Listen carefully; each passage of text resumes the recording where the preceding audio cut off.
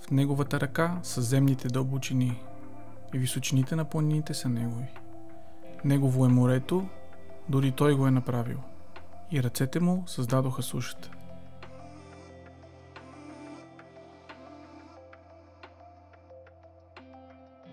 Планината.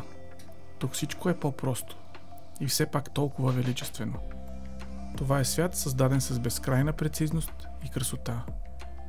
Тук всяка скала, всяко дърво и всяка река са част от творението.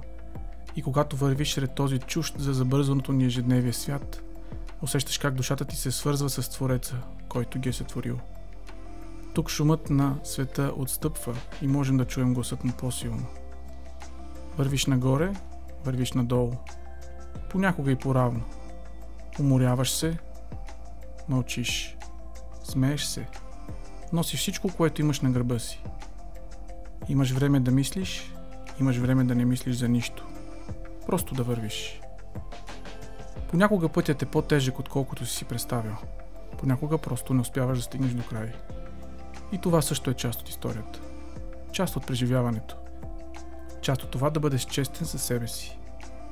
Тук не е само за тези, които стигат до края. Тук е за всеки, който е тръгнал.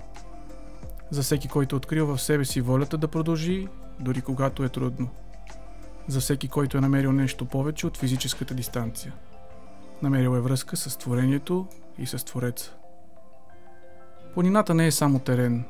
Тя е път, по който се учиш, растеш и променяш. На финала не сме същите. Не заради разстоянието, а заради това, което оставихме по пътя. И което намерихме в себе си.